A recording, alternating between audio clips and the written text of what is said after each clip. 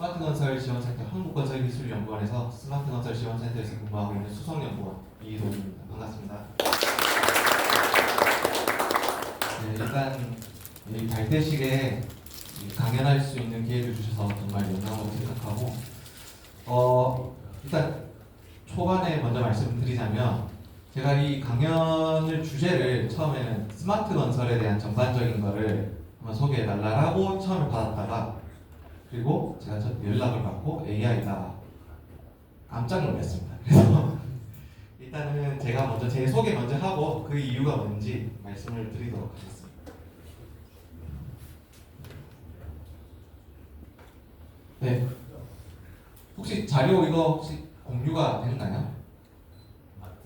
그러면 끝나고 이 자료는 꼭 공유를 받으셨으면 좋을 것 같고, 저는 보시는 것처럼 박사 논문을 스마트 건설 쪽, 건설 3D 프린팅 기술 개발 쪽으로 해서 논문을 썼고, 그래서 쭉 계속 스마트 건설 쪽 분야에서 시공 기술 개발이나 시공 관리나 이런 분야를 하다가 지금은 23년부터 스마트 건설 지원센터에서 스마트 건설의 시장을 좀 더 활성화시키고 기업의 좀 저변 확대와 이런 시장이 좀 더 활성화될 수 있도록 그런 역할을 하고 있는 부서에서 좀 임무를 맡아서 공부를 하고 있습니다.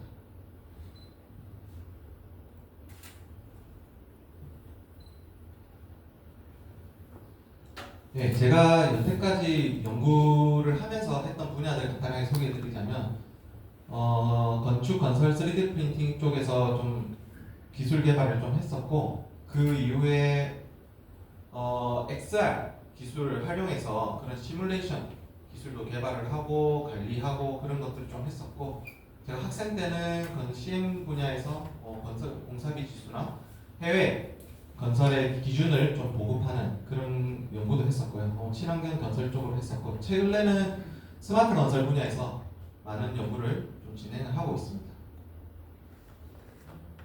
네, 보시는 것처럼 저는 이렇게 스마트 건설 쪽이고 AI 쪽은 제가 특화해서 이렇게 연구를 한 적은 없어요. 그러나 이제 오늘부터 말씀을 드리겠지만 AI는 어쩔 수 없이 모든 분야에 이제 접목이 되는 것으로 보시면 됩니다. 그래서 저도 간접적으로 많이 경험을 했고 건설에서도 이 AI가 얼마나 많이 적용이 되고 있고 시도가 되고 있는지도 몸소 경험을 하고 있습니다. 여러분들도 이제는 AI는 뭔가 이거 공부해서 꼭 해야지 이런 게 아니라 그냥 트렌드로 받아들여야 될 것 같습니다.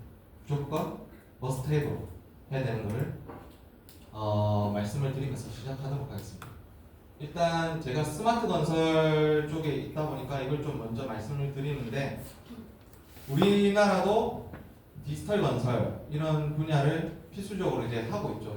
정책적으로 보더라도 17년부터 해서 쭉 정책들이 나옵니다. 그러면서 22년 7월에 스마트 건설 활성화 방안이 나오면서 모든 30년까지 모든 건설 전 분야의 전자동화를 하겠다, 생산성은 30% 이상 무조건 높이겠다 이렇게 목표를 잡고 하고 있죠. 그러면서 지금 많은 정책들도 변화를 하고 있습니다.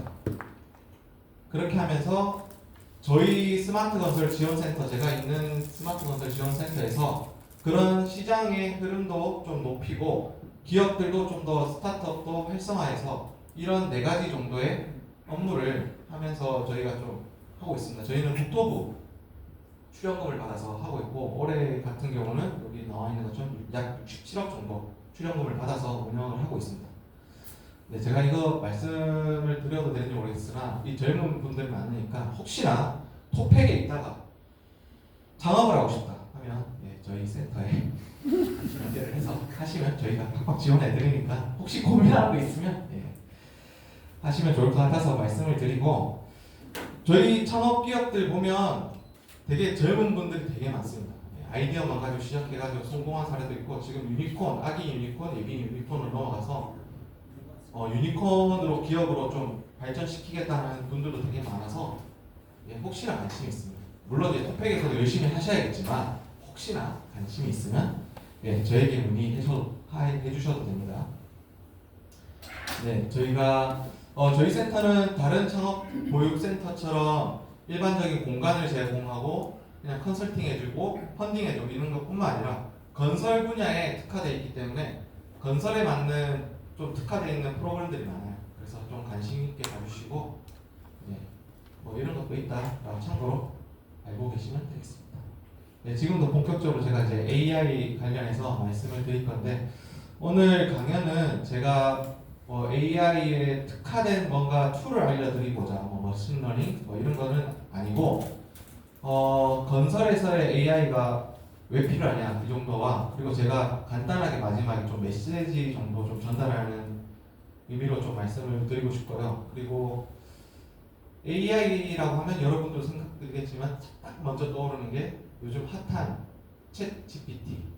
여러분들도 아마 문서 작업을 하시면서 요즘 많이 활용을 하실 것 같아요.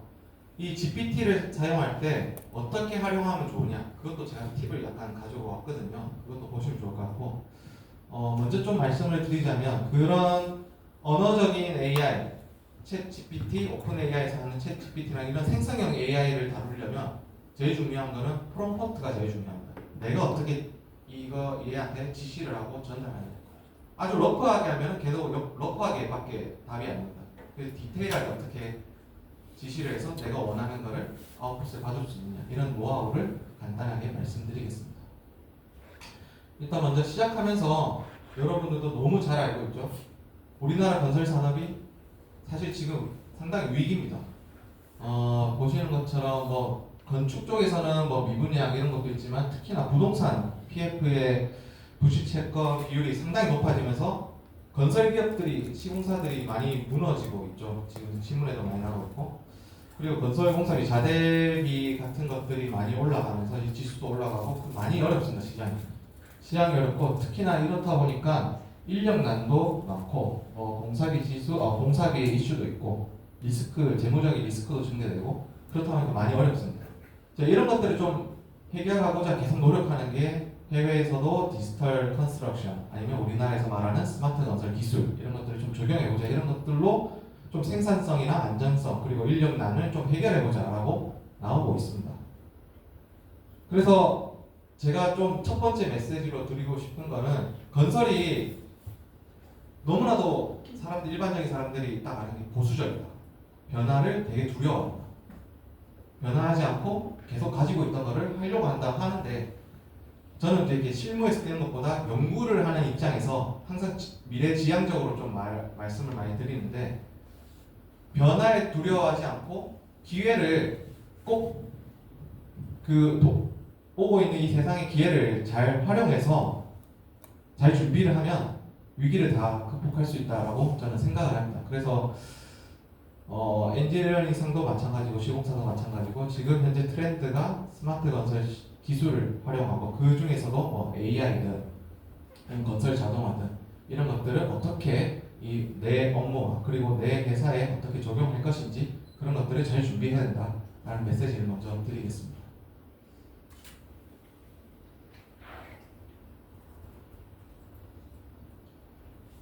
네, 그래서 스마트 건설 기술이라고 하면 흔히 그냥 4차 산업혁명이 도래되면서 그 4차 산업혁명 기술이 대표적인 기술 AI, 건설 자동화, 그리고 여러 가지가 있죠. 그런 것들을 그냥 건설에 접목하는 게 스마트 건설 기술이지 않냐라고 정의를 하는데, 정의에서는 그렇게 말합니다. 고전적인 건설의 문제점인 생산성과 안전성, 그다음에 인력의 문제에 대해서 이런 4차 산업혁명 기술을 적용시켜서 좀 고부가 가치 산업으로 만드는 게 스마트 건설 기술이고 산업이다라고 정의를 하고 있긴 한데, 되게 고리타분하죠, 이런 말은. 저는 이런 것들을 그냥 공식처럼 받아들이는 게 아니라, 마치 저희가 옷의 유행이 계속 바뀌는 것처럼, 그 바뀌면 그 트렌드를 따라가기 위해서 그런 것도 사도 입어보고 계속 바꾸잖아요. 그런 것처럼 이 산업도 조금 보수적인 마인드에서 좀 벗어나서 이런 기술들이 들어오는 것들을 되게 당연하게 그냥 트렌드로 받아들이고, 내 업무와 그리고 이 산업에 좀 적용시키는 게 좀 필요하다. 그래서 변화는 건설의 패러다임, 문화, 트렌드다. 스마트 건설 기술 현재.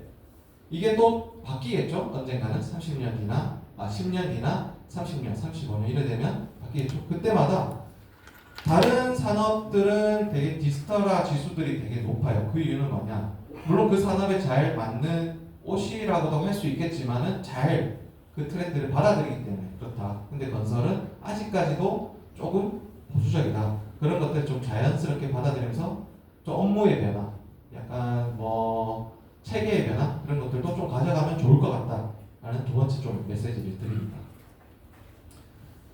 네, 이제 AI 이야기도 좀 할 건데 챗 GPT가 출연을 했습니다. 저희가 증기기관이 나왔을 때는 물리적인, 저희 육체적인 노동을 좀 해결할 수 있는 기술로 나왔죠. 근데 AI가 이 시대에 들어서면서 여기 나와 있는 것처럼 몸의 피로도도 물론 당연히 줄지만 정신적인 노동에서 좀 극적으로 좀 개선이 됩니다. 내가 예를 들어서 내가 이 보고서를 하나 이것 찾고 저것 찾고 하면서 뜯어고치고 하는 거를 좀 더 빠르게 나는 알고 있지만 이거 좀 더 자세한 자료를 좀 서칭해보자. 이것들을 약간 GPT, 생성형 AI 활용해서 하다 보면 그 업무가 4배, 5배 효율성이 증대되죠. 그런 것처럼 정신적인 노동에서 생산성이 극적으로 개선이 되고 있다. 그리고 이 AI가 그냥 내 말을 알아듣는다 이 정도가 아니라 내 말을 듣고 있구나가 아니라 말귀를 알아듣는다라는 표현이 있습니다. 이 말이 뭐냐면 내가 그냥 툭 던진 말에 그냥 듣고 이게 아니라 내가 하는 의도를 파악해서 정확한 아웃풋을 주고 있다는 거죠. 앞서 말씀드린 것처럼 내 프롬프트가 좀 더 디테일하고 아주 자세하게 그리고 그 AI한테 충분한 역할을 줬을 때 정확한 역할을 줬을 때 그 역할을 가지고 충분한 아웃풋을 준다. 그러니까 다 내 말을 잘 이해하고 자기가 또 학습을 해서 더 많은 정보력을 준다는 거죠. 그래서 말귀를 알아듣는다라는 말이 있습니다.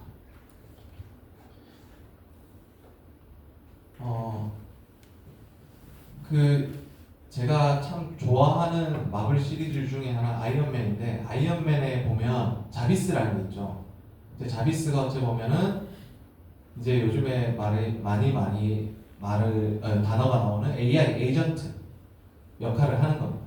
그러니까 이 AI가 내 모든 생활에 내 업무의 비서가 되주는 거죠. 근데 이 비서가 단순히 내가 던지는 것만 가지고 그냥 아웃풋을 주는 게 아니라 자기가 또 예측을 하는 겁니다. 예측을 해서 어떤 업무를 주고 어떤 결과물을 주고 그런 에이전트 역할을 하는 게 그러니까 자비스인데 이게 지금 뒤에도 나오지만은 오픈 AI에서 벌써 박사급 정도의 월 $20,000를 구독료를 내면 박사급의 정도의 AI 에이전트를 개발을 해서 이제 올해 납품이 됩니다. 그러면 박사급 정도의 역할을 하는 내 비서가 하나 생긴다. 그래서 이런 것들을 이제 활용하게 되면 정말 내 업무의 효율성이 높아지고 그리고 뭔가 시장에서도 활성화 좀 되겠죠.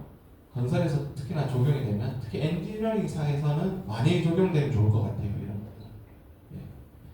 예. 자비스 역할을 하는 이런 AI 에이전트들이 급속도로 이제 나오고 있다. 이런 흐름을 잘 아시면 좋을 것 같아요. 제가 CES를 여러분 CES는 아시나요? 세계 가전 박람회 3대 가전 박람회 중에서 제 라스베가스에서 매해 1월에 열리는 건데 제가 올해도 갔다 왔고 작년에도 갔다 왔습니다. 물론 일하러 갔습니다. 제가 보육하고 있는 창업기업들을 좀 데리고 가는 건데 가면서 저도 많이 봤어요. 보니까 작년도 그렇고 올해도 그렇고 흐름이 전부 AI예요. 뭐 모빌리티도 있고 XR도 있고 하지만은 뭐 디지털 헬스케어도 있고 하지만은 이 모든 것들이 다 AI 기반, AI가 핵심적으로 되고 있다. 특히나 생성형 AI는 말도 할 거 없고 에이전트 AI 이런 것들이 나오는데 이 정도로 AI가 지금 많이 급부상이한 게 아니라 모든 전반적인 산업에 지대한 영향을 끼치고 있다고 보시면 되겠습니다. 그리고 CES랑 함께 3대 가전 전시회에 포함되는 MWC라고 있는데 이게 스페인에서 열리는 건데 여기서도 첫 번째 키워드로 AI가 나옵니다. 마찬가지로 얘네들도 작년도 그렇고 올해도 그렇고 AI가 주도적으로 나오고 있다. 이 말은 뭐냐? 또 말씀드리지만 AI가 이거는 조금 핵심적이고 필수적이다. 이제 산업에서 라고 보시면 되겠습니다. 특히나 제가 CES 이번에 뉴스에도 많이 났지만은 그 엔비디아 젠슨 왕이 CEO가 그랬죠. 그 기조연설을 하면서 그랬습니다. AI는 이제는 우리 생활에 그냥 녹여 있다. 피할 수도 없고 버릴 수도 없는 하나의 기술이다. 그래서 엔비디아도 그래픽 카드만 만드는 회사가 아닌 뭔가 이 업무를 전자동화를 하면서 할 수 있는 AI 로봇도 만들겠다라고 이렇게 발표를 했었어요. 그 정도로 AI가 조금 많이 발전되고 있다 보시면 되겠고, AI 중에서도 여러분이 잘 알고 있는 챗 GPT 이런 것들이 생성형 AI인 건데, 여기 보시면은 제가 5개만 일단은 갖고 왔는데 이 중에서 여러분들은 다 써보셨나요 혹시? 네, 대답은 크게 제가 그냥 하셨다는데 괜찮습니다. 저는 여기서 3개만 써봤어요. 여기 요 3개 말고도 있지만 챗 GPT, 제미나이, 코파일럿 이 정도는 제가 써봤고, 더해서 클로드나 지금 현재 SKT를 이용하시는 분들은 1년 무료로 쓸 수 있는 게 이제 퍼플렉시티라고 있는데, 요즘 제가 퍼플렉시티를 엄청 잘 쓰고 있습니다. 요놈이 참 똑똑해요. 실시간으로 바로바로 그 검색을 데이터를 가지고 이제 추론도 해주고 있기 때문에, 그래서 이 AI라는 것은 밑에 나와 있는 것처럼 모델이기도 하지만 함수적인 역할을 또 하는 거죠. 인풋이 있으면 그 자기가 학습을 해서 아웃풋이 나오는, 그리고 하나의 프로그램이다 라고 보시면 되겠습니다. 여기 제가 빼먹었네요. LLM이라고 들어보셨나요? 라지 랭귀지의 모델인데, AI는 엄청 많은 언어를 학습을 해서 그 학습 모델을 가지고 인풋에 대한 아웃풋이 나오는 그런 개념이라고 보시면 되겠습니다. LLM이라는 단어가 AI의 하나의 기본적인 용어라고 보시면 되겠고, 그 생성형 AI 중에서도 챗 GPT가 지금 선두적으로 나가고 있는데 급성장을 합니다. 여기 보시면 아시겠지만은 22년 10월부터 보시면은 23년 4월까지 엄청난 성장을 합니다. 이용자 수와. 그래서 미국에서는 그렇게 말합니다. 전기를 개발한 것과 견줄 만한 파격적인 변화를 가져온 기술이다라고 표현할 정도입니다. 그래서 이 생성형 AI는 이제는 물론 여러분들이 지금도 쓰고 계실 거예요. 이제 일상화돼서 아주 중요하게 쓰이고 있다. 저도 사실 제 업무들이 문서 작업이 되게 많은데 상당한 도움을 받고 있습니다. 상당한 도움을 받고 있고 잘 활용하면 좋죠. 이렇듯 보면은 여기 보시면 랭귀지에 대한 AI, 생성형 AI가 되게 많이 나오고 있고, 특히나 요즘에는 바이올로지도 많이 나오고 있지만은 잠깐 멀티 모델이죠. 언어뿐만 아니라 이미지 생성, 영상 생성, 더 나아가서 모든 업무적인 것들을 많이 만들어주는 약간 멀티 모델들이 많이 나오고 있다 보시면 되겠습니다. 툴들이 이렇게 많이 있습니다. 제가 쓰고 있는 게 클로드랑 GPT랑 제미나이는, 어차피 제미나이는 제 폰도 갤럭시 지금 S25인데 제미나이 기반으로 AI로 대화를 할 수 있죠. 그렇게 쓰고 있고, 퍼플렉시티를 지금 제일 많이 쓰고 있고, 제가 추천드리고 싶은 거는 당연히 챗 GPT 유료 버전, 그거를 쓰면 좋을 것 같고, 그 다음에 같이 하나의 플랫폼만 사용하면 안 됩니다. 절대. 그 플랫폼마다의 추론하는 게 어떤 게 더 좋냐 이런 특징들이 있거든요. 이런 것들을 잘 여러분이 서칭해보고 내 업무에 맞는 것들을 적용을 해보시면 좋을 것 같아요. 그런 것들을 좀 잘 활용했으면 좋겠다라고 말씀드립니다. 이거는 그냥 참고를 해주시면 좋을 것 같고, 요 밑에 나오는 것처럼 AI 에이전트가 이제 아직은 공개가 됐는지 저도 정확히 모르겠는데 공개가 될 겁니다. 올해 공개가 될 거고, 이걸 가지면 박사급의 인력으로 쓸 수 있다 합니다. 저도 박사급인데 박사급이 어느 정도인지 잘 모르겠어요. 아무튼 박사급 정도로 나온다니까 대단한 거죠. 예, 그걸 말하는 또 페이지인 거고 넘어가겠습니다. 그렇다 보니까 이제 이런 AI 에이전트가 나오다 보니까 내 팀원이 이제 실제 팀원들로만 구성되는 게 아니라 한 팀이 팀장은 어쩔 수 없이 휴먼이 나오는 게 당연해요. 왜냐하면 AI 혼자 스스로 아직은 할 수 없기 때문에 뭔가 지시를 해줄 수 있는 프롬프트를 해줄 수 있는 휴먼 워크스가 있어야 돼요. 워커가 있어야 됩니다. 그리고 그 밑으로 휴먼도 있고 AI도 있고 이렇게 다양하게 이렇게 이제 조직의 문화가 좀 바뀔 수 있다. 그럼 이렇게 이것만 보면 내 일자리 뺏는 거 아니야? 그런 게 아니라 제 생각에는 기존의 팀에서 좀 더 내 우수한 팀원이 하나 또 AI로 들어와서 좀 더 효과적인 팀워크가 발생할 수 있다고 생각합니다. 예. 일자리는 뺏으면 안 되죠. 밥 벌어 먹고 살아야죠. 그죠? 예. 어쩔 수 AI도 인간이 개발했고 그 활용한 것도 인간이기 때문에 이걸 어떻게 잘 활용하면 됩니다. 예. 활용하면 되는 거고. 그렇다 보니까 이제 이런 AI가 랭귀지 이제 언어적인 것뿐만 아니라 이제 물리적인 이제 로봇으로 좀 개발이 돼서 휴머노이드라고 하죠. 휴머노이드로 약간 발전이 돼서 이런 시장들이 이제 나오고 있고 아직은 막 적용되고 있지 않고 계속 모업이 아니라 약간 테스트 배드를 거쳐서 계속 나오고 있죠. 시장이 공개되고 있고 기술의 개발의 속도를 보면 이런 것들은 우리 생활에 금방 적용되지 않을까. 실생활에 상당히 무섭기도 하지만 상당히 설레기도 하는 속도죠. 예, 무조건 알아야 되는 AI 도구 뭐 이렇게 나왔는데 무조건 알 필요는 없습니다. 이 정도의 AI들이 쓸 수 있는 것들이 있구나라는 걸 한번 보시고 내가 여기서 보면 예를 들어서 뭐 도식화가 필요하다면 이런 것들 그리고 뭐 코드를 짜야 되는 게 있다 하면 특화되어 있는 이런 것들 이런 것들이 있구나 알고 그때부터 찾아서 공부하는데 얼마 안 걸려요. 진짜 반나절만 투자해서 한번 쓱 보면 다 할 수 있습니다. 그래서 이런 것들이 있구나라는 걸 보고 잘 활용하시면 좋을 것 같습니다. 예, 정부가 바뀌었죠. 예, 이재명 대통령 정부로 들어서면서 이거는 그때 대통령 후보에 있을 때 민주당에서 전략으로 냈던 자료집입니다. 자료집이고 제가 왜 갖고 왔냐면 진짜 성장 밑에 보면 5대 과제가 있죠. 5대 과제가 보면 제일 첫 번째 나오는 게 AI가 바로 나옵니다. AI 혁신 생태계 구축과 미래 전략 육성이라고 합니다. 이제 이 전략 대로 무조건 하겠죠. 그래서 이 정부가 이제 향후 5년인데 5년 동안 AI 투자가 많이 될 거라는 거를 좀 아시면 좋을 것 같고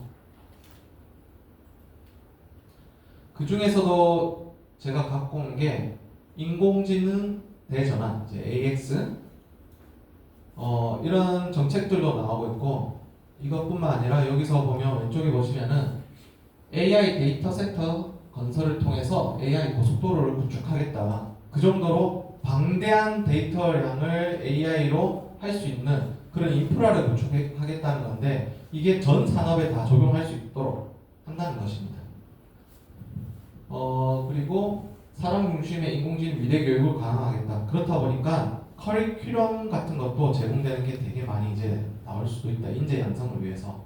그래서 혹시나 관심이 있으면 이런 커리큘럼이나 프로그램, 지원 프로그램 같은 것들을 최대한 많이 찾아보시고 많이 공부를 하시면 좋을 것 같아요. 저도 AI 전문가는 아니지만 이렇게 소개할 수 있었던 게 저도 되게 많은 AI 컨퍼런스나 국제 컨퍼런스나 이런 것들을 좀 다녔었거든요. 재작년부터 다니면서 왜 필요하는구나를 알게 됐고 트렌드를 알게 됐고 그리고 생성형 AI에 대해서 어떻게 써야 되는 건지를 좀 알게 됐어요. 특히나 이제 저는 프롬프트라는 게 중요성을 잘 몰랐는데 왜 중요한가도 그때 많이 알게 되었습니다. 그래서 여러분들도 AI에 대해서 좀 관심이 있다면 이런 교육 체계나 교육 커리큘럼 나오면 본인의 투자한다 생각하고 안 되면 뭐 회사한테 회사 사장님이나 지원해 주십시오.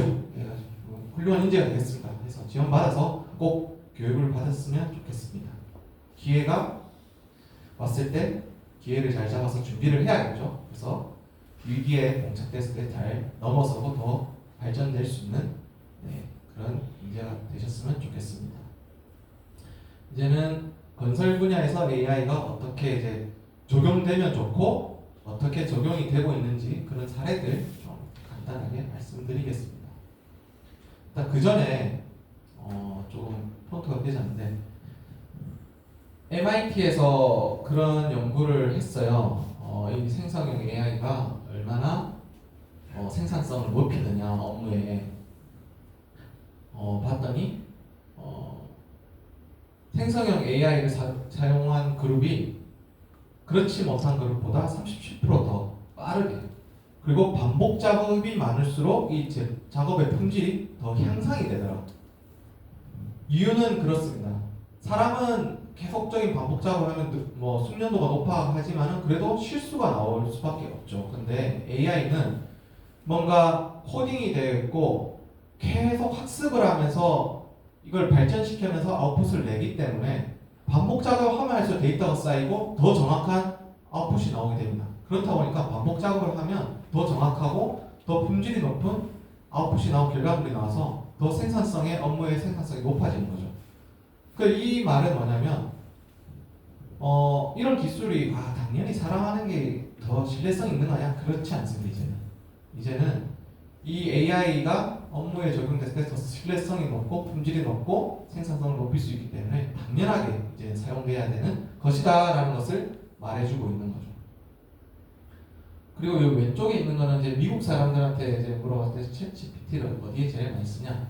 아이디어 도출하는 데 많이 쓰고 있다고 하는데 사실 저도 그렇습니다. 무슨 아이디어 도출과 이런 것들에 좀 서로 팀장님하고 이야기하기 어렵고 팀원하고도 이야기하기 좀 애매할 때 이 친구와 이야기를 하면은 좀 많이 정리가 되긴 되는데 이제는 이게 아마 저는 역전이 될 거라 생각해요. 아이디어는 아이디어인 거고 문서를 좀 더 다듬고 문서를 좀 더 어떻게 체계적이고 획기적으로 쓸 수 있느냐 에이전트로 넘어가면서 그게 조금 바뀔 수도 있다라고 생각을 합니다. 아무튼 지금 현재로서는 아이디어를 좀 생성하고 정리하는 데 많이 쓰이고 있다.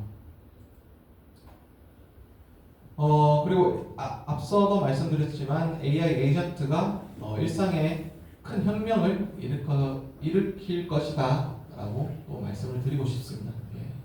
단순한 대화를 넘어서 복잡한 작업을 수행할 수 있게끔 이 역할을 해줄 겁니다. 이 에이전트라는 거는 나중에 또 나오겠지만은 단순히 그냥 한 부분 들어가는 게 아니라 체계적으로 한 포인트마다 들어가서 그거를 역할을 분배해주고 작업을 수행해주는 역할을 합니다. 그리고 인간의 적은 개입만으로도 큰 생산성을 향상시킬 수 있습니다. 왜냐하면 그 체계마다의 그 에이전트가 적용이 돼서 그 자기의 장점을 발휘하기 때문입니다. 이런 것들로 일상의 혁명 그리고 업무가 되게 혁신적으로 많이 발전될 것이다 보고 있고 일자리에서 AI가 미치는 거는 사실 그런 재작년부터 많이 기사에 나왔죠. 일자리를 대체할 수 있는 게 AI가 많이 나오면 이런 직업군이 없어질 거고 이런 직업군이 없어질 거다라고 하는데 자료를 이렇게 봤더니 생성형 AI로 보완 가능한 일자리가 약 16%라고 하면 대체 가능한 일자리가 9.8%. 그러니까 보완이 가능한 정도의 AI가 좀 더 많이 된다. 그러니까 대체 가능한 것도 있겠지만은 아예 AI가 이 대체한다기보다는 이 직업군에 좀 보완할 수 있는 역할을 아직까지는 하고 있다. AI가 절대 인간을 짓누르고 일어서는 날이 오긴 오겠죠. 근데 우리가 어차피 인간이 사용하는 거기 때문에 내가 대체하는 게 아니라 보완하고 내가 활용할 수 있게끔 잘 이용하면 된다. 그래서 대체하는 것도 있지만 보완할 수 있는 직업군이 더 많기 때문에 아직까지는 괜찮다. 그런 AI가 왜 건설 산업이 필요하냐면 지금 현재 건설 산업에서는 글로벌 경쟁도 되게 심화도 되고 있고 인건비도 당연히 많이 상승이 됐습니다. 그리고 그렇다 보니까 뭔가 인력을 대체할 수 있는 뭔가 기술이 좀 필요하다 하면서 스마트 건설도 도래됐고 기술의 혁신도 필요하다라는 말이 많이 나오고 있습니다. 특히나 여기 우측에 나온 것처럼 원자재 가격이 급격하게 증가를 했습니다. 예, 급격하게 증가했고 그렇다 보니 인건비도 많이 증가가 됐고 경제의 불확실성도 많이 되고 있다. 이 세 개의 요인이 가장 큰 원인이 되고 있죠. 그렇다 보니까 많은 시장들이 국내에서보다는 좀 해외로 좀 더 나가겠다라는 전략을 하고 있고 좀 신기술 도입 방향을 디지털화하겠다. 제가 이 자료에는 없지만은 모든 전 세계의 산업을 비교를 해봤을 때 디지털화 지수가 가장 낮은 산업이 건설입니다. 네, 농업도 아니고 건설입니다. 건설. 가장 낮은 산업이다 보니까 이 디지털화 지수를 높이는 게 분석을 해봤더니 생산성이랑 거의 비례한다고 봐지더라고요. 그러면 이 산업을 좀 더 생산성을 높이고 좀 더 뭔가 효율성을 높이기 위해서라면 디지털화 지수를 높여야 되는데 디지털화 지수에 또 연관이 되는 게 약간 AI 적용과 연관이 된다고 보시면 되겠습니다. 그래서 이 신기술을 계속 도입한다기보다는 디지털화 지수를 높이기 위해서 디지털 전환으로 좀 가겠다라고 지금 많이 전략 방향을 여러 기업들이 짜고 있죠. 그래서 AI, 챗 GPT 등장함으로 인해서 4차 산업혁명 대표적인 기술인 AI가 이 건설 산업에 혁신적인 변화를 가져올 것으로 기대를 하고 있고, 그리고 건설 산업이 이런 AI와 챗 GPT의 기술에 적용이 되면서 EPC라고 하죠. EPC 분야뿐만 아니라 전반적인 건설의 전 세계 주위에 큰 영향을 끼칠 것이고 큰 발전에 지대한 영향을 끼칠 것이라고 기대를 하고 있죠. 특히나 고부가 같이 산업으로 좀 발전시킬 수 있게끔 기대를 하고 있습니다. 전 세계적으로 건설 AI 시장 규모를 전망을 봤을 때 23년에는 32억 달러, 24년에는 39.3억 달러, 조금밖에 증가 안 된 것처럼 보이지만 이게 증가하는 속도가 어마어마하게 빠를 것이라고 보고 있습니다. 지금. 그래서 32년에는 한 227달러 정도 시장이 규모가 커지지 않을까. 이게 단순히 AI 시장이 아니라 건설 AI 시장입니다. 그래서 연평균 성장률이 24.5% 정도 증가할 것이다. 급격하게 증가할 것이다. 그러면은 전 세계적으로 이렇게 되는데 우리나라 같은 경우도 당연히 여기 발맞춰서 이 시장에 접목이 돼야겠죠. 우리나라 건설 시장에서도 AI가 지대하게 많이 영향을 끼칠 것이고 그게 맞춰서 기술도 개발하고 적용도 하고 업무에도 적용하고 그 업무의 효율성도 높여야 된다. 생성형 AI는 다음과 같이 크게 네 가지로 좀 적용이 된다고 보시면 되겠습니다. 처음에 생성을 하고 그 다음에 채팅을 합니다. 이 AI와 채팅을 해서 LLM 기반의 대화형 챗봇과 뭔가 협업을 해서 질의응답을 통해서 하고, 그리고 인베딩을 합니다.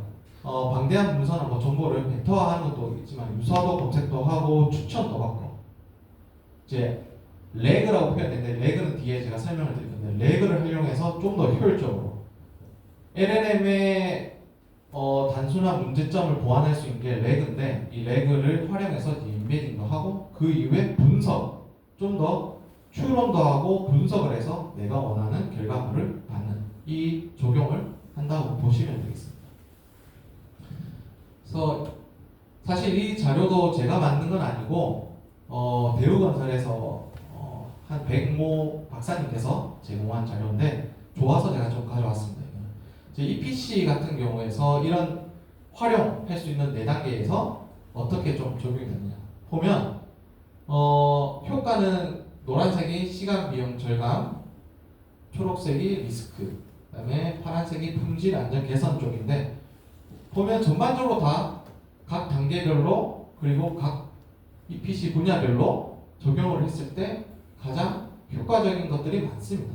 이 정도로 이 생성형 AI가 모든 분야를 막론하고 모든 단계를 막론해서 적용을 했을 때 저와 같은 시간 절감, 리스크 식별해서 저감시키고 그리고 품질과 안전 개선을 할 수 있다라는 게 있습니다. 이 자료는 아까 보급을 해주신다 하니까 보시고 참고를 해주시면 좋을 것 같아요.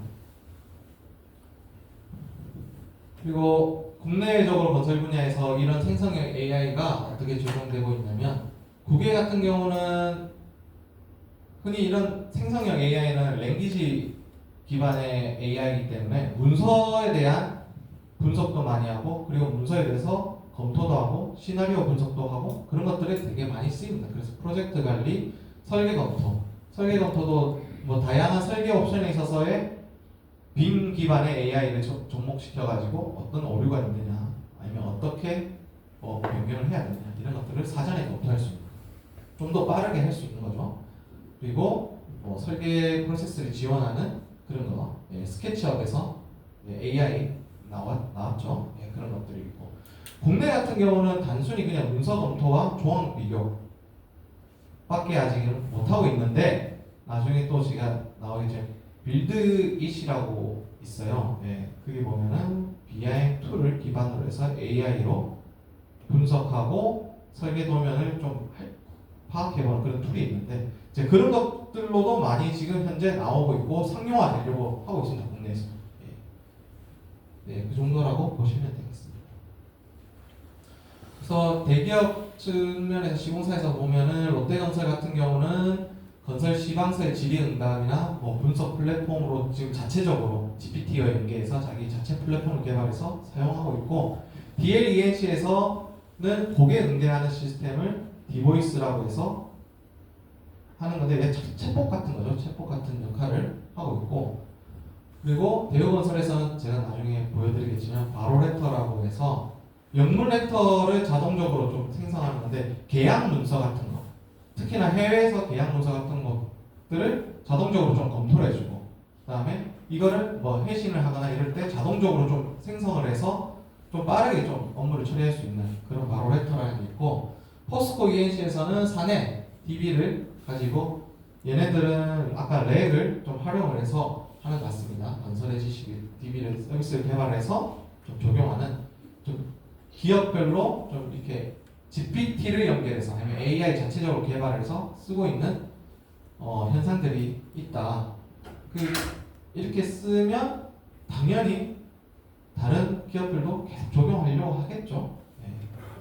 그런 게 있다고 보시면 되겠고, 여기서 제가 대우건설 예시만 갖고 왔는데, 바로레터 AI라고 해서 처음에 수신하는 레터를 분석을 해가지고 조기에 리스크를 감지할 수 있는 이런 기능도 있다고 합니다. 사실 저도 써보지는 못했어요. 저도 이게 강연하는 거에서 보고 저런 게 있구나 정도만 알고 기사로만 봤는데 하고, 그다음 AI 기반으로 해서 영어뿐만 아니라 다국어를 번역하고 문법 교정 기능을 해서 내가 레터를 보내기 전에 좀 더 초안을 깔끔하게 나올 수 있게끔 검토도 해주고 초안도 써주고 라는 것을 합니다.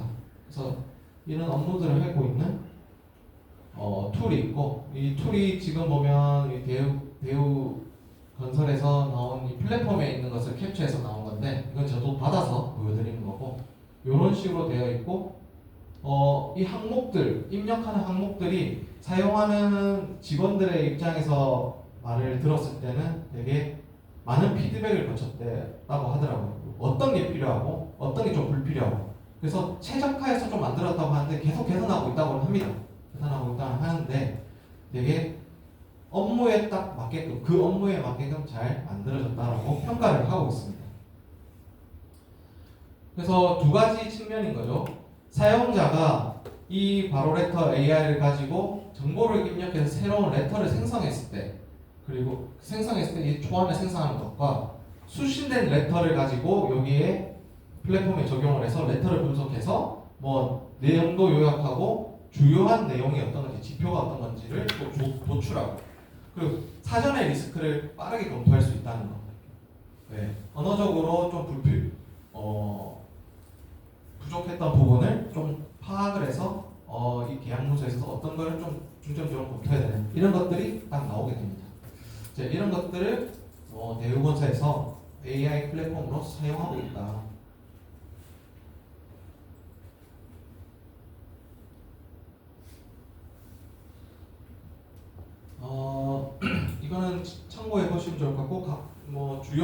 조직에서 이런 AI를 쓸 때 시나리오를 도출하고 뭐 기능을 도출하는 건데 이런 것들은 각 팀의 그 업무의 특성에 맞게끔 하는 거고 거기에 맞춰서 AI를 쓰면 된다라는 내용입니다.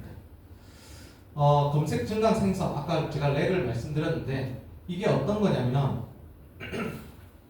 GPT 같은 경우는 이제 생성형 AI 같은 경우는 LLM 모델 많은 거대한 언어들을 가지고 그거를 데이터를 가지고 학습하고 뭐 함수를 가지고 추론하고 코딩을 가지고 나오는 거라면 그러면 이 모델만 가지고는 뭔가 오류가 발생할 수 있는 것들이 있습니다. 내가 예를 들어서 토팩에서 가지고 있는 데이터를 가지고 좀 활용하고 싶은데 활용을 해봤더니 이 GPT는 예를 들어서 구글에 있는 25년 예를 들어서 25년 2월까지 건택 데이터를 가지고 또 학습을 해서 냈어요. 그러면은 이게 오류가 많이 발생할 수가 있죠. 그래서 렉이라는 거는 뭐냐면 뭔가 그 팀 내에 사내에 있는 데이터를 같이 조경을 해서 여기에 포커스에 맞게끔 이 GPT를 활용해 가지고 아웃풋이 더 정확하게 나올 수 있게끔 하는 기능입니다. 그래서 모든 기업들이 아니면 GPT뿐만 아니라 뭔가 생성형 AI 플랫폼을 쓸 때 이거를 단순히 내 개인적으로 활용하는 게 아니라 사내 팀에서 쓰기 위해서라면 이 렉이라는 기술을 활용해서 좀 더 다듬고 좀 더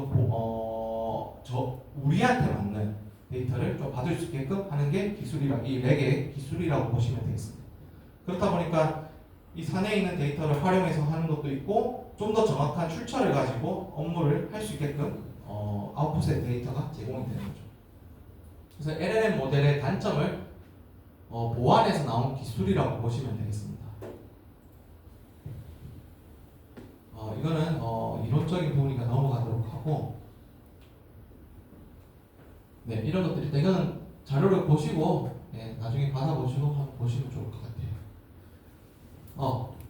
이거는 이제 렉의 약간 그건데 처음 이제 사용자가 질문을 던졌을 때 단순히 렉이 없이 그냥 AI 에이전트가 없이 AI로 거쳐간다면은 뭔가 그 안에서 오류들이 많이 발생할 겁니다. 근데 에이전트를 통해서 체계화를 하고 뿌린 다음에 렉 통해서 뭔가 좀 더 보완이 돼서 답변을 받고 거기서 분석을 하고 최종 답변을 가져오면 좀 더 내 업무에 맞는 답변과 아웃풋을 가질 수 있다라고 보시면 이런 것도 있더라라고 보시고 혹시나 토팩에서도 이렇게 적용을 한다면 이 렉이라는 기술을 같이 접목시켜서 하면 좋을 것 같다는 걸 말씀을 드리겠습니다. 그리고 제가 가장 좀 이것도 중요하다고 생각하는 게 뭐냐면 AI 생성형 AI는 프롬프트도 중요하지만 에자일이라는 단어 혹시 아시나요? 에자일이라는 것은 지속적인 피드백을 해서 더 좋은 성과를 얻어내는 방법론이라고 보시면 되겠습니다. 그처럼 디자인 싱킹하는 것도 중요하지만은 싱킹에서 내가 프롬프트 던져서 그냥 받아내는 것도 중요하지만 지속적인 이 대화와 그에게 추론을 할 수 있게끔 정보를 계속 줘야 됩니다. 계속 피드백을 해야 좀 더 다듬어진 데이터와 아웃풋이 나올 수 있는 거죠. 그래서 이런 디자인 싱이랑 그다음에 에자일 방법론을 이런 개념을 활용해서 이 생성형 AI를 업무에 사용하면 좋을 것 같습니다. 설계 단계에서 AI 활용은 그냥 문득 들어도 딱 떠오를 수 있는 게 뭐 설계에 최적화할 수 있는 부분에 있어서 AI를 적용한다거나 자재를 선정하는 부분에서도 AI에 조금 효율적으로 쓸 수 있을 것 같다. 특히나 이제 마지막에 나오는 설계 프로세스를 좀 더 자동화하는 거. 예전부터 뭐 많이 나왔지만 뭐 2D 도면을 3D 뭐 BIM 도면으로 바로 돌린다거나 아니면 역설계한다거나 그런 것들을 할 때 AI를 적용해서 좀 더 정확하게 좀 디테일하게 하는 방법 설계 프로세스를 자동화한다 이렇게 하면은 좀 더 내 업무가 효율성 있고 좀 더 빠르게 진행되지 않을까라고 보실 수 있습니다. 앞서 말씀드렸던 이제 빌드잇이라는 건데 얘는 인공지능 건축 설계 솔루션이라고 나오고 있습니다. 그래서 그 BIM 도면을 가지고 AI 이 플랫폼에 적용을 했을 때 좀 더 빠르게 계산 속도를 내서 뭐 세대 일주량이나 예상 공사의 견적이나 용적률 이런 보고서들을 좀 더 빠르게 바로 생성할 수 있게끔 하는 플랫폼이라고 보시면 되겠습니다. 네, 그런 걸로 보시면 돼요. 이런 것들도 있더라 보시면 되겠고, 그리고 자재를 만드는 것에 있어서도 인간과 AI가 좀 협업해서 체형 뭐 이런 것들 좀 맞춤으로 그리고 좀 최적화해서 뭐 만드는 이런 플랫폼도 있다. 이렇게 많이 적용이 되더라.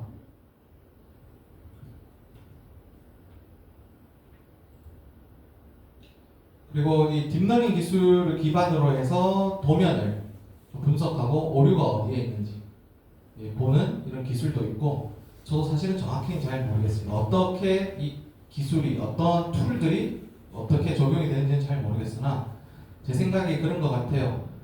이게 학습된 데이터를 가지려면 많은 데이터들을 가지고 있는 상태에서 학습을 시키고 각 도면에 있어서의 예를 들어서 하나의 객체든 모델이든 이것들을 좀 학습을 시키고 인식을 시키는 거죠. 인식을 시키면서 이게 정확하냐 아니면 오류가 있냐 이런 것들을 바르게 사람이 보는 것보다 좀 더 빠르게 할 수 있는 이런 기능들을 좀 개발하고 있는 것들 있고, 제가 시공적인 분야에서는 사실 이 AI가 안전관리 쪽에 되게 많이 지금 적용이 되고 있습니다. 특히나 비전이나 카메라 동작 그런 기술과 접목을 해서 현장에서 뭐 작업자의 활동이나 이런 것들, 그 다음에 자재나 사다리 이런 것들이 다 안전하게 그리고 그 안전관리 규칙에 맞느냐 이런 것들을 AI 기술을 접목해가지고 데이터를 받아가지고 신호를 주는 그런 기술들이 많이 되고 있고, 교통 쪽 분야에서는 교통이라기보다는 제가 얼마 전에 봤는데 요즘에는 그 킥보드죠. 공유 킥보드가 되게 많이 사용되고 있잖아요. 그런데 보면은 되게 원래 자리에 주차가 잘 안 되어 있습니다. 그렇다 보니까 보행자나 그리고 킥보드 타는 사람이나 자전거나 이런 사람들하고도 약간 사고가 일어날 수가 있는 거죠. 그런 것들을 좀 감지할 수 있도록 카메라를 설치해서 그 객체를 인식하고 그 객체를 각 색깔이든 모양이든 이런 것들을 인식을 해서 데이터를 학습을 하고 그거를 그 업체들한테 알려주는 거죠. 위치 여기 있고 이거 수거해야 된다. 아니면 지자체한테 알려줘서 이거 관리해야 된다. 뭐 이런 것들을 좀 활용되고 있다라고 보시면 되겠습니다. 네, 넘어가도록 하겠습니다. 시간이 좀 별로 없어서 넘어가고 그렇죠. 이런 GPT가 당연히 업무에 활용이 되면은 내가 뭐 현장에서 뭐 감리를 한다거나 이럴 때도 좀 손쉽게 뭔가 확인할 수 있고 관리할 수 있는 부분도 있을 것이다. 비서로서.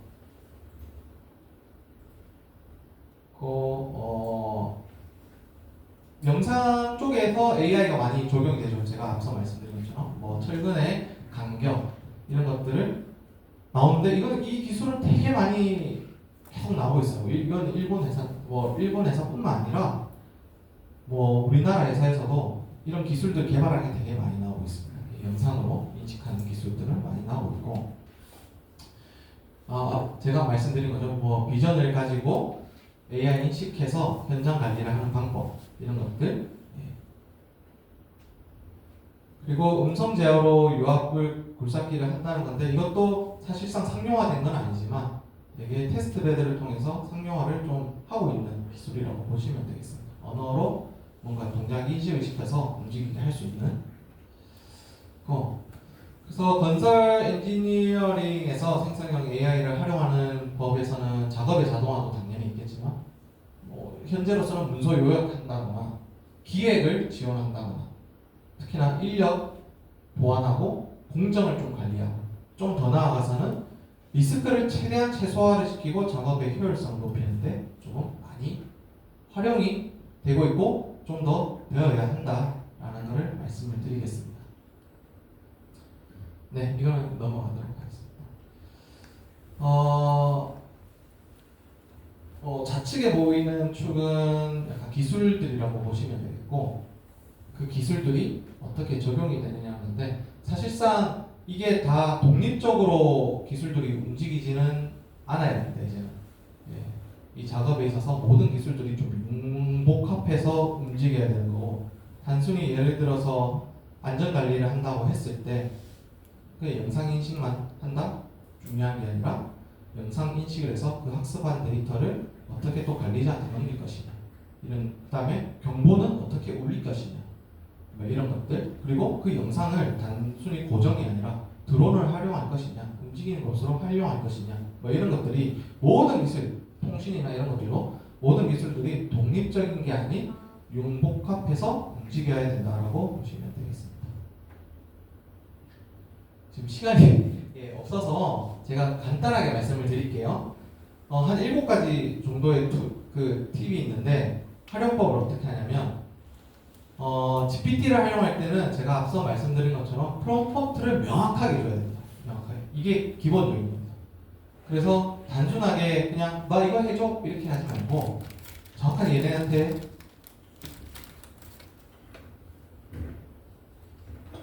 역할을 줘야 됩니다. 리플렛을 만들 때도 나 이거 리플렛 만들어줘 이게 아니라 내 회사의 명칭은 기술의 명칭은 이것이고 그리고 이 브랜드는 요런 거를 가지고 있어. 그리고 핵심 가치도 이렇고 내 시장의 타겟 목적은 요거예요. 이거에 맞는 리플렛 만들어줘 하면은 얘가 이거에 맞게 정확하게 나옵니다. 그럼 이걸 가지고 만들면 되는 거고 이렇게 프롬프트를 좀 구체화 시켜주는 게 중요하고 그리고 나서 계속 피드백을 해야 됩니다. 끝나는 게 아니라 보고 나서 이 부분에 있어서 약간 좀 부족하거나 좀 세부적인 내용을 좀 더 질의해주고 계속 말을 해주는 거죠. 그리고 얘가 던지는 거에 주제들이나 내용들을 보고 좀 흥미로운 게 있으면 이거 가지고 계속 딥토킹을 해야 됩니다. 해줘야 계속 더 깔끔한 결과물이 나오죠. 이 구체화를 시켜줘야 되고 그리고 이것도 팁입니다. 나는 스마트 건설 지원센터에서 근무하는 사람이야 라고 해주고 너는 앞으로 내 여기에 스마트 건설 지원센터에서 뭔가를 큰 역할을 해줄 하나의 역할을 자야 라고 지정을 해줍니다. 지정해주고 거기에 맞는 너는 경력자가 경력 한 10년 이상 되는 좀 우수한 경력자야. 그리고 너는 이런 능력을 가지고 있어. 이렇게 부여해준 다음에 해주면은 그 전에 내가 질문했던 거와 또 다른 좀 고퀄리티된 아웃풋이 나오게 됩니다. 그런 걸 해주면 좋고 이거는 넘어가겠습니다. 그리고 예시를 들어주면 좋습니다. 좀 막연하더라도 내가 어떻게 나왔으면 좋겠다는 예시라는 게 있잖아요. 그 예시들을 알려주면 오케이 하면서 착착착 나오게 되는 거죠. 이것도 마찬가지로 단계별로 나눠서 대화하기인데 이거는 좀 더 이거랑 연관되는 건데 길게 글을 써주면 안 돼요. 조금 잘라서 단계별로 잘라 써줘야 되고 그리고 이게 팁인데 뒤에 나오나요? 네. 내가 계속 데이터를 줄 거야. 데이터를 줄 건데 너가 계속 말할 게 아니라 데이터를 줄 건데 내가 예를 들어서 내가 논문 마지막 이렇게 말하면 그때 너가 요약을 착착착 해주면 좋을 것 같아. 이렇게 프롬프트를 정확하게 주면 내가 지속적인 데이터를 계속 주더라도 내 이해했습니다 라고 하고 난 다음에 내가 논문 마지막 이렇게 하면은 이제 이해했고 그때부터 이 논문에 대해서 착착착착 요약을 해줘. 근데 내가 줄 때 너무 많은 걸 줄 때도 좀 잘라서 주는 거죠. 잘라서 주면서 너는 내가 이런 지시를 했을 때 지금부터 수행해. 이런 말이 없으면 하나 던졌을 때 지가 막 글을 내요. 그럼 내가 언제 그걸 읽어? 난 그걸 원하는 게 아닌데. 그래서 이런 방식도 있다라고 보시면 되겠습니다. 이 정도 팁인 거고 좀 마무리를 하도록 하겠습니다. AI 도입만으로 생산성이 향상이 될까? 물론입니다. 다만 도구만으로 생산성 향상에 기대를 하면 안 됩니다. 이 도구를 어떻게 활용하는 이 유저가 능력을 어떻게 가지냐가 되게 중요하다. 그리고 단순 나만 사용하는 게 아니라 나뿐만 아니라 내 옆에 있는 동료, 그리고 더 나아가서 팀, 그리고 조직, 그 다음에 이 회사가 다 같이 이 약간 디지털 전환을 꿈꾸면서 전략을 세우고 업무에 적용할 수 있도록 하는 게 중요하다. 그리고 생성형 AI에서도 중요하게 나왔듯이 반복적인 작업들을 좀 더 효율적으로 쓸 수 있기 때문에 이걸 AI는 어쩔 수 없이 계속 반복하면서 다듬어 가야 되는 건데 이거를 반복하면서 어떻게 좀 더 생산성 높일 수 있는 항목으로 개선시킬 것이냐, 이것 고민도 되게 많이 하셔야 돼요. 물론 개인이 아닌 팀이 아닌 모두가 같이 조금 혁신적으로 고민을 해주시면 좋을 것 같습니다. 어쩔 수 없이 요즘은 글로벌적으로 계속 디지털화되고 지속 가능성을 꿈꾸고 있고 기업들도 그렇게 계속 하고 있습니다. 그렇다 보니 DX는 물론이고 이렇게 하고 있죠. 이런 차원에서 우리나라에서도 당연히 이런 대전환의 시대에서 트렌드로 받아들이고 다 적용을 좀 하는 게 필요하다고 봅니다.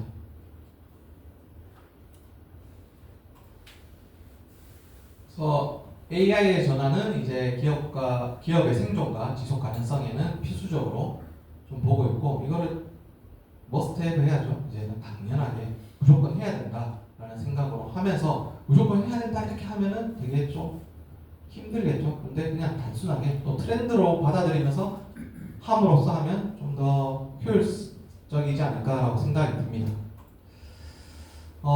그래서 이렇게 뷰카 시대죠. 변동성이 있고 불확실성도 높고 복잡성도 높고 모호성도 높은 이 시대에 AI 도입을 함으로써 이 뷰카 시대를 좀 극복할 수 있는 그런 방향성이 좀 필요하다.